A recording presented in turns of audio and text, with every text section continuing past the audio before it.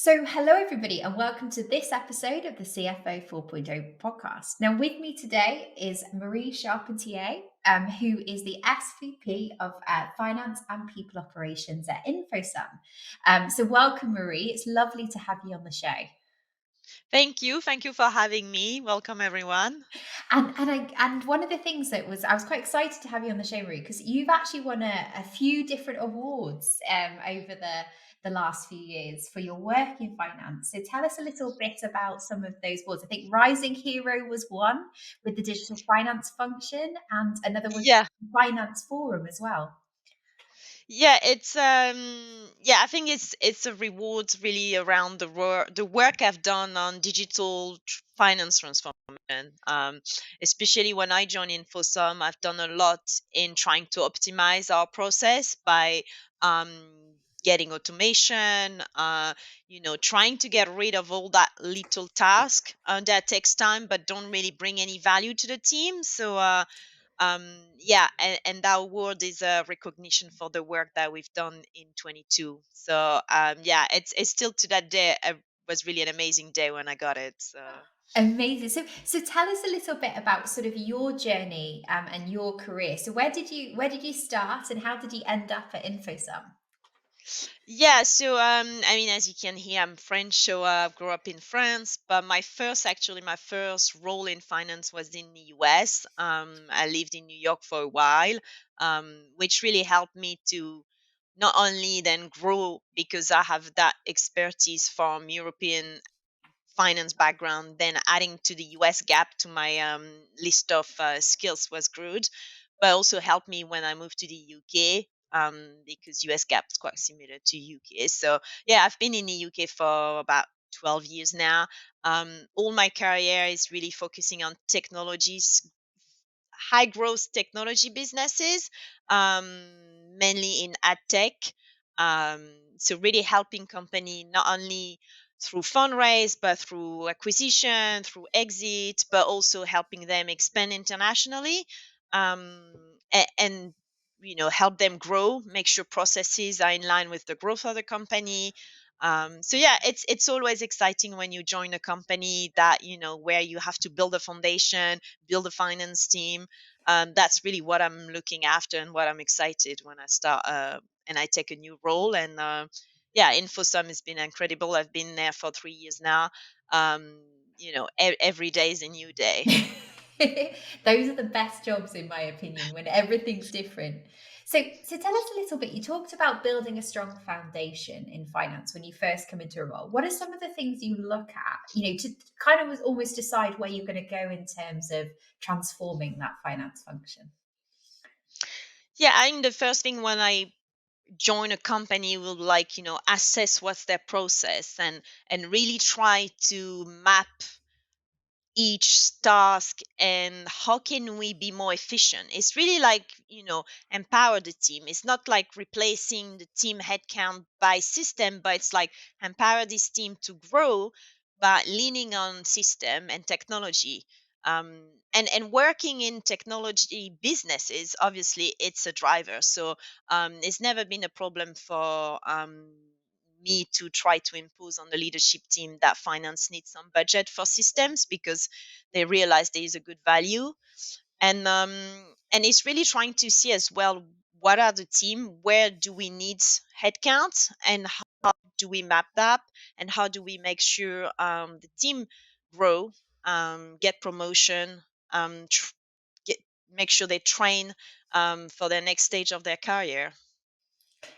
And when you're talking about, obviously, tell us a little bit about the projects that you won the awards for in the digital finance function. Tell us a little bit about that transformation journey that you went on with the team. Yeah, so when I started, we only had one basic, accounting software. But being a team and being a company that grow, we opened 5 countries in a range of 6 months. So suddenly you end up with all this accounting. You need something to be able to consolidate, something to do to help you do your forecast consolidation locally with different currency. All of these challenges comes when you start growing and you start expanding your business overseas. And then to one of the big projects we've done is that we implemented a system that help us not only to consolidate but to run all our forecasts and also run all our SaaS metrics. So we're a SaaS company.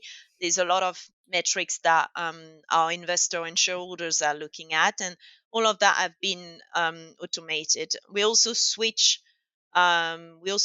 automate the payroll in the UK, which was done externally. So we switch on to a payroll software that we now run directly internally, that's linked to our HR um, system.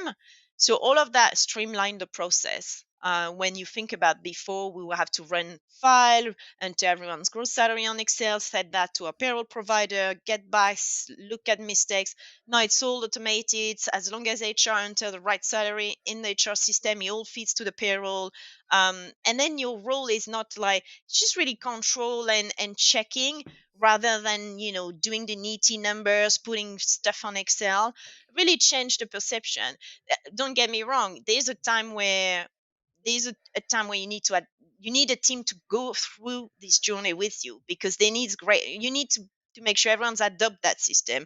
And it's not always easy, because some people, when they've done this for several years, they don't really see why would I change, like it works. And I'm like, yeah, it works.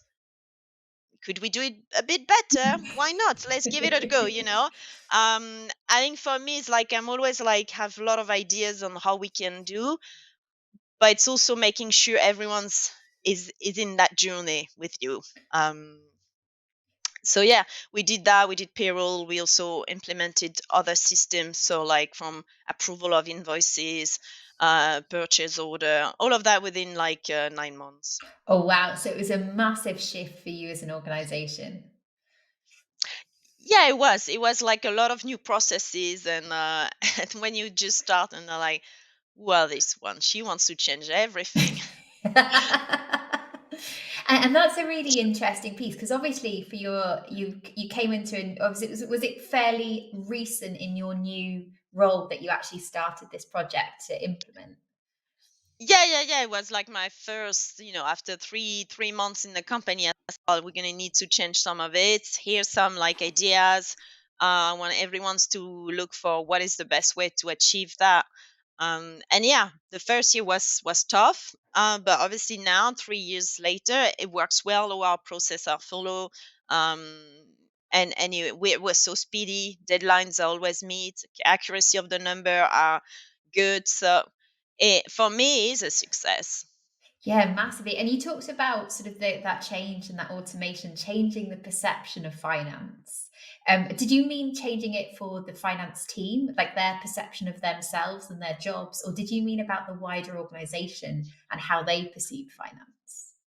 Yeah, it goes both way. I think there's a lot of work that needs to be done, because the perception that we often have from a finance team is that this one in that corner doing crunching the number. And I want my team to be seen as the go-to person. I want them to be like advisor of the company, help them, help the customer success team in terms of helping them with their pricing, help the sales team, towards the pipeline, advise them on where they should be. I really want that team to like be a go-to person, and not just the one that doing expense reports. And that's why I'm like, every project I'm trying to achieve is like I'm making sure it's visible to the organization, and also showing that finance is large. There's a lot of things we can do. We can help the whole organization, from engineering to product to commercial team. No, absolutely. And I talk about elevating the work of finance is the way I like to think about it, almost lifting finance up into the stuff that we really want to, where we want to add value. So I love that piece. And did you see a change in how the wider organization reacted to finance once you started that sort of, I guess it's a PR exercise in some ways, isn't it? To promote finance. Yeah, it's a branding exercise of the finance department. It is now becoming like, it's not a problem anymore in the organization, because now we've got processes. They know who to reach out to, and um, and then it becomes a habit when a new project kicks in. somebody from finance will get invited to the first meeting. We'll help them, even if it's not purely finance, but often, everything you're doing within the organization will end up being a number in your profit and loss. So it's always good to have someone from the finance team to just be there, shadow, help, guide. Um, and I think that works now. Yeah.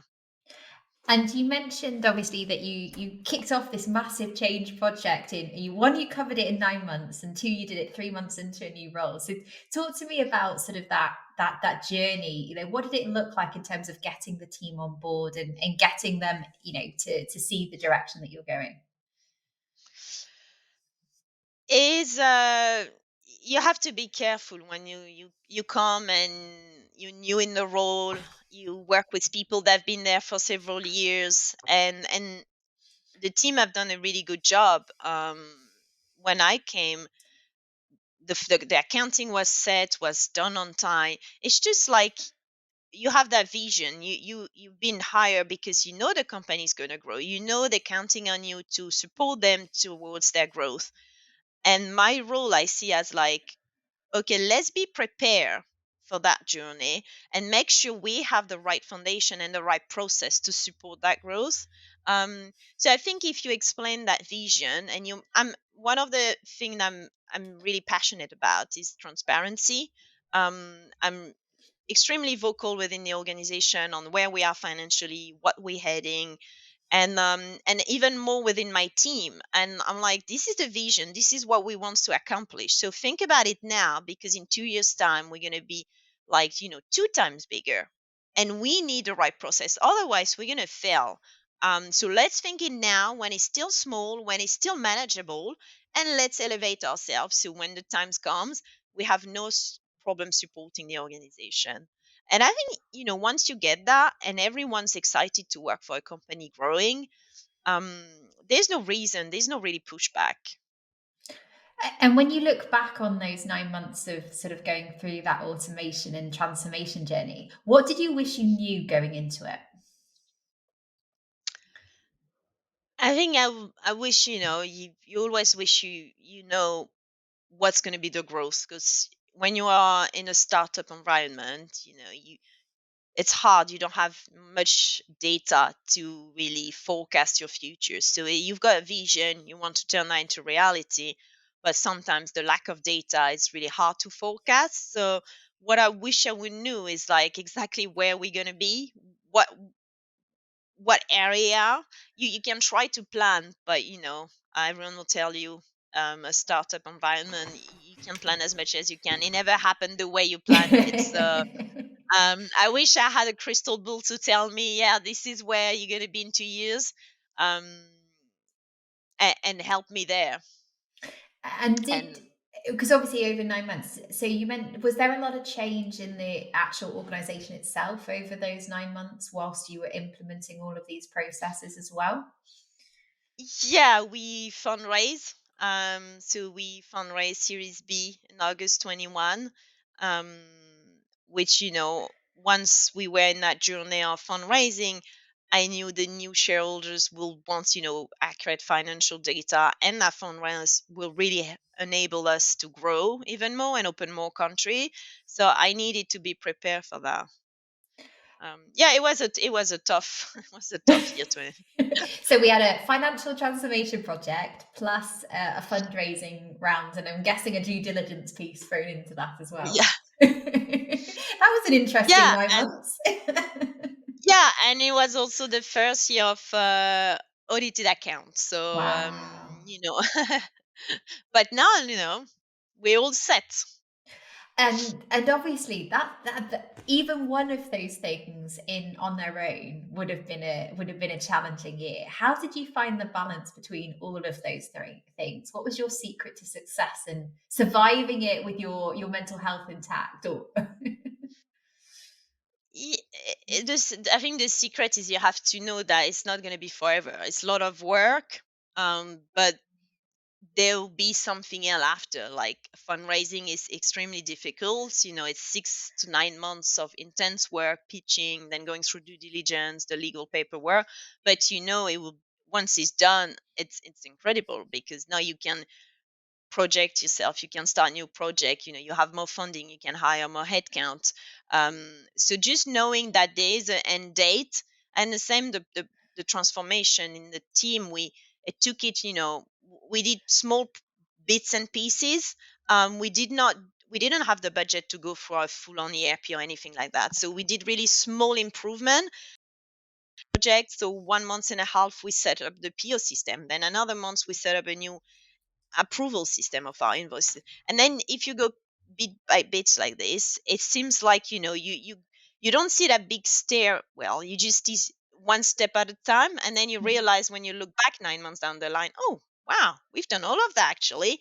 I think you have to, yeah, that's how you can succeed. Is like, if you look and you think, oh my god, we're going to do this and this, that could be a bit overwhelming. So I'm like, let's do bit by bits, and then, yeah, works. No, I call it the snowball effect. You know, when you chuck a snowball down a hill. So you start small, but by the time you get to the end of it, you've got this massive snowball of change and transformation. So I'm a big believer in small chunks of transformation and change versus big projects, and unless you can't avoid it, of course. Yeah, exactly. Then if you have to go through that big huge ERP implementation, but I also think you have the means. You can hire a consultant to help you, um, when you're small and you try to improve things and you do it yourself. um, you have to be efficient and smart, because you still have your day-to-day job to do. That's it. And I guess, you talked about, you knew that InfoSum was on a big growth journey. What did the preparation for that growth journey look like? What were some of the things that you were thinking about? Even though you've got the budgets of a startup, and you were going through a funding round, how did you prepare the business and the finance team for growth? I would say it was more towards, like, I think one of the key was the revenue. And it's like, okay, if you have now 20 clients to bill, like, think about how we're gonna do it if we have hundreds. Is our process still gonna work? Do you think what you're doing for 20 now, can you do the same for 100? And yes, you can, but if it takes 2 weeks, that's not going to work. I still need it to be done in the same time frame as the 20 now. So that's like, okay, then probably needs to change something. It is a it's a preparation, but then things don't really grow. Like, it takes time. Even now, we 23 has been a really challenging year for everyone, and even more for technology company. So I don't think we've seen the growth that we were anticipating in back in 21, but we still been growing. We're still, achieving that. And it's more like, don't be scared, plan it well, and ride the wave. And what do you think it's important for somebody that's leading finance in a high growth company, and especially during the current, climate? It has been a really tough year for technology companies. So what are some of the things that you've sort of thought about as an organization and as a finance leader to support the organization through that?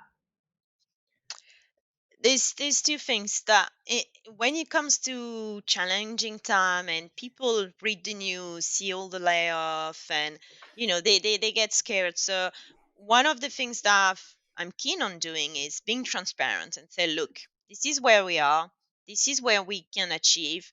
um don't be afraid, we will raise again, everything's going to be okay. And by, being transparent, talking through the number, and also being vocal. Like, I often go to Teams meeting just to tell them, this is how it works. This is, a normal journey. This is a process. Don't be afraid about it. But I think being over communicative and being transparent. So some people will argue, oh, I rather don't know. But actually, most of us rather know personally, then, because otherwise, rumors spread, and I don't want that. So I rather be factual and say, this is where we are, this is what we have in bank, and this is where we're gonna go. And the feedback is, most of the employee appreciate that, that the leadership team are being transparent. explain the reason we make this or this decision.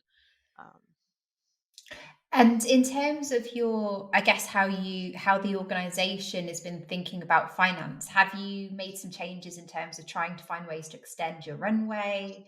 And and have you been thinking differently about funding rounds in the last year than you were maybe in 2021? oh yeah, for sure. I mean, I don't think anyone. I mean, if you have to, right? The market is extremely different. You have to think about how you're going to raise more. And it's challenging. It's difficult. It's a really challenging space. We were lucky we raised enough in 21, so we're not struggling and we're growing. But there's so many company out there. So yeah, you have to change. You have to, I'm you will hear from me cost cutting, cost saving. There's no even software cost that run through where I've like, did you negotiate that down? Did you negotiate? What was the initial offer? Can you come back with something better? Like, I don't accept any request of funding if I don't see, like, did you try to negotiate? Did you get one something? And I think now I've been over and over that everyone is like, yeah, yeah, I booked this event and I've already negotiated this for free or this at 5% discount. So I think now I've been like so into them that everyone is like trying to help. And it is yeah, it's like constantly looking at where you can improve, where you can be more efficient, um and make decision on, do we really need this, do we can we cut, is it essential, and make decision. And going back to sort of where you started in terms of at the beginning of 2021, and you went on that journey. When you were thinking about sort of the team, have you kept the original most of the original team that you were working with, or has there been a lot of change in the people that sit within finance? No, we are the same team. So when I joined, there were one person in finance. She left, but for personal reason. But when I joined, as soon as I joined, we hire someone else. She's still there, and the team is still, yeah, we're still the same. Since 21, we grow on headcounts, but everyone is the same. Yeah, so that is good. Yeah, it's really great that they've been on that journey with you and going through that piece. And I guess, did you hit any sort of roadblocks when you were going through that transformation journey? Were there any major sort of barriers to your change? No, it's more like from I'll say from a soft skill people skill, where it can like y- employees sometimes can be a bit afraid that you change, or like you want to transform or you want to digitalize, automate something. Does that, because then there's like, oh, do you still need me? Is my job at risk? Saying that no, your job is not at risk. We're just actually going to make it better, because all this stuff that you don't really like to do, well, a system's going to do it for you. It is like the only roadblock we had was a bit like concern around, what does that mean for me and my job? I don't know how to use this system. What learning do I need to do? Um, that, I think that was the some concern, but we got over it quickly. So just like you say, that communication piece was critical to the success. Yeah, I think it's like sometimes a bit of aversion to change, Mm. because you've done it and it works. Why would we look to change? But it's not about how you did it before was wrong or right. It's how can you do it so when the company goes to their next phase, you're still able to support them. And you talked a lot about obviously InfoSum expanding internationally and looking at those areas. Is that something that you've already started, or is that sort of on the future roadmap? No, no, we yeah, since in 22 we opened France, Italy, Australia, Germany. We're also in the US. So the international expansion piece, this is really all my background in all my previous company. Um, I've done it. I've opened multiple country, like from Korea to Brazil to Australia, um, and I've done that in many companies. So this is also something I'm passionate about. It's like working with a lot of different people, like embracing other culture, and trying to make it one single organization, but being inclusive of everyone. Um, and I don't think my profile would suit a company that just wants to be UK, local UK. That's not who I am. So yeah, most like all of my experience have been in company that you know choose me because I can help them going internationally. And what do you think are the secrets to success with international expansion? How do you look at it? Yeah, I think the success, or at least the mistake we shouldn't be doing, is going full on and open 5 countries at the same time. It's extremely difficult to manage, but not only from a admin, finance, corporate uh, finance, but also from a commercial and market fit implementation. um, I often see company that raise a lot of money and then they go full on. They try to within 2 months open 5 different region around, and it often doesn't really work because it takes time for one country to be implemented. Right, find the right person to kick off that country. um, that is also a journey. You need that person that is going to be able to start from scratch, lean on the parent company, but also be on their own somewhere where they have to start everything. And often you'll see that the way we sell in the UK or in the US won't fit in Germany or won't fit in Italy. So the whole market approach needs to change. There's a lot of work that often we don't realize until we hire a person and that person will be like, well, like it doesn't work in my country. I can't sell it that way, or this is not the approach. We need to change. And then there's a lot of preparation that I think should be done towards commercial approach and market fit before you go in a country. And then once that country starts generating revenue, that's where you should be going to the next one. We had a big plan, and we also decided that we need the one we just opened needs to work before we open the other ones, and I think that's wise. So you talked a lot about obviously the commercial, the market fit, the product fit, etc. What about how you gear up finance to be ready for that organization? Do you look for local talents in that organization in the country, or do you for finance, or do you look at resourcing from a shared service center? Yeah, so from finance, I like to centralize the finance with me, so in the UK. But we do have local partner in every country. You can't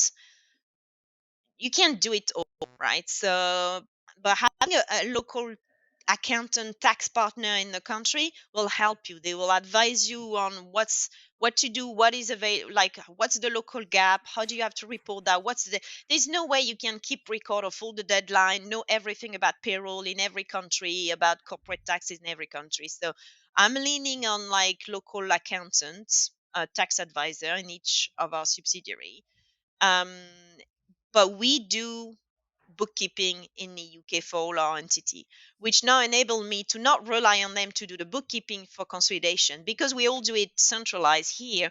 We can be really efficient and quick, and because we have more in-depth knowledge of the business, we know where to record and then how we want it to be recorded. So we do all the bookkeeping, all the consolidation internally, and we only just lean on this accountants for year end reporting, payroll question, VAT reports, and I think that works well.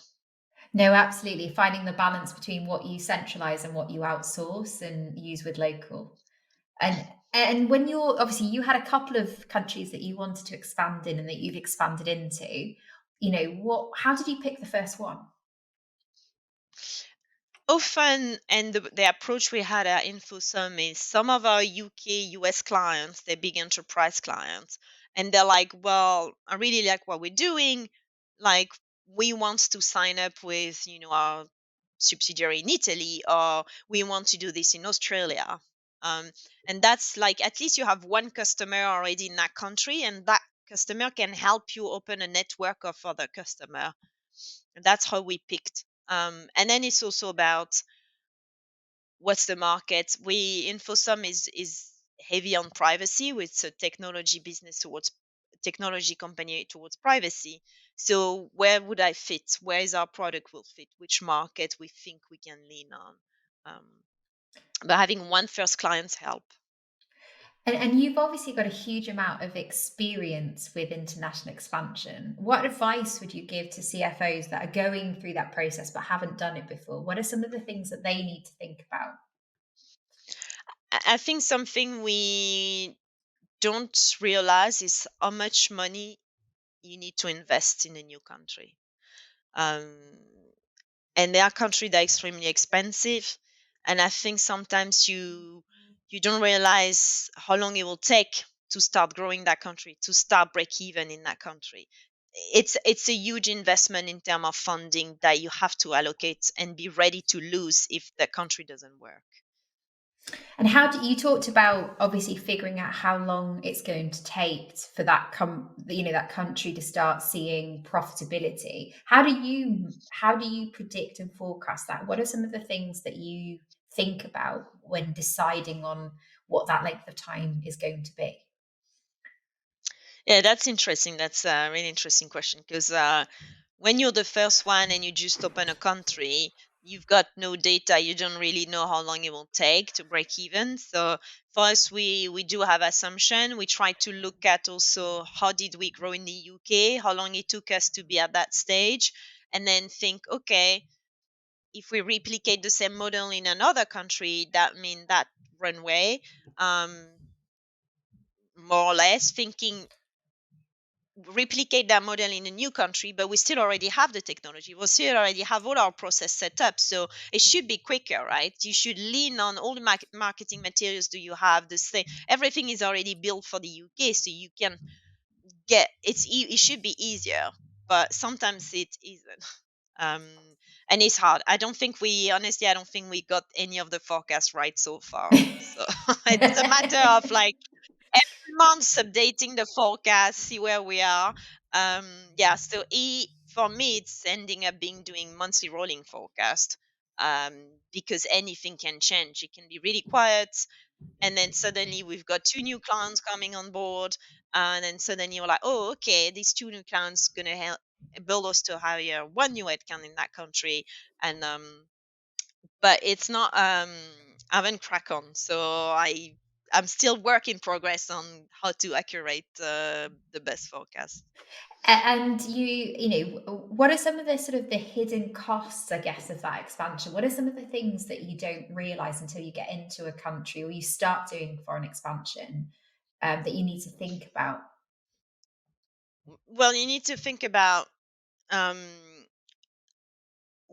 what how much help do you need locally. So like for me, I'm going to have to hire a company that I'm going to help, process payroll, VAT, or then you might need a PR agency that's local. And then I think it's like all the local. When you go to a new country, the first thing you think, okay, I'm going to hire this headcount and this headcount. They're going to need an office, so you figure that out. But then you're like, oh, but actually, there's all these many people that are going to need help from, to start launching in that country, and that needs to be carefully thought, because suddenly your cost could jump up. Also, like recruitment fees, that's the first thing, when you you're going to need to lean on a local recruitment agency to help you find the best talent. Again, that's a cost. And then travel, because you would want all these people to travel back to the parent company. Make sure you know how many times in the year they're going to be able to travel, like, and all of these costs adds up. Yeah, the sort of the small things that you don't budget for, but that could become a big cost once you get in there. So how do you like how what in terms of success with with international rollouts, what are like some of the things that you measure to say, yeah, this particular financial rollout has gone really well? What are some of the things that you look at? Is in you mean in term of the company or? Yeah, like how, because obviously if it's not profit making at that point, how do you sort of gauge where an international rollout's at in terms of success, as it were? What we look a lot is like obviously number of new clients, but also how the pipeline is growing. Hmm. And then after years, like how many of our first year clients renewing, which mean they have adopted our product, we're part of their strategy, and that's mean a really strong implementation. So there's a lot of revenue metrics you can look at. And then there's also, yeah, the progression, where we're heading. And then obviously after that, you could even expand further to new geo. Yeah, so I was going. So, in terms of somebody that's looking to do an international rollout, what are your sort of five top tips for starting that and kicking that off? Yeah, so my first tip is build a strong team. So which will mean I will always advise to get someone local and that have the network, the contacts on the ground. Um, and then ideally, if there are people that look for relocation, bring someone that's already within the company that knows the product, that have all the training already. It could be someone from product team, for marketing, for customer success, and bring them to that new geo and then really build a strong team of someone new that have the culture and the network of this new geo, and someone that has the culture of the company. So I think the headcount is the most important one. Then the second one is obviously have enough funding to go through that journey and be able to fund a business that it could be for 9 to 12 months. There's no revenue, and you need to be prepared for that. It's a risk. And then the other tips is also as the organization, you need to make sure you integrate this team. You need to make sure they are able to meet face to face or meet their colleague, fly them over to the headquarter, have a strong connection, always include them. Like a lot of things that I've done, for example, is like switching from local UK system to global enterprise. So we have one solution for travel that is for everyone. One offer the same thing to everyone. Feel they are included in the company. And often I see there are different ways we do local things, but it doesn't always suit them. And then it's trying as well to be have an in-depth knowledge of the market yourself. um, you have to have that vision, that and don't take everything for granted from like what internally they tell you on local. Also have that mindset of learn yourself, get a third party to advise you to make the best decision. And you talked about getting to know the country yourself. How do you go about that? Do you spend a certain amount of time out there? How do you get that sort of understanding of how that country is operating?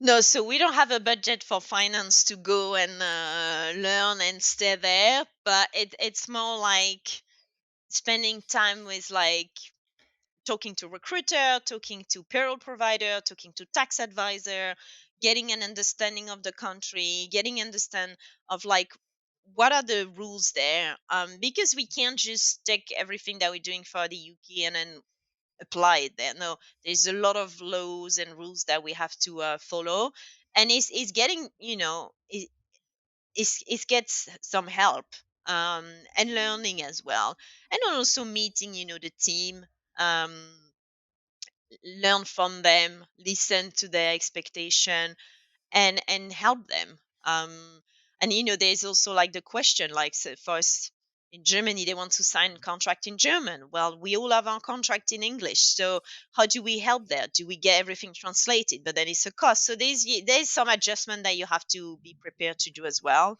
Um,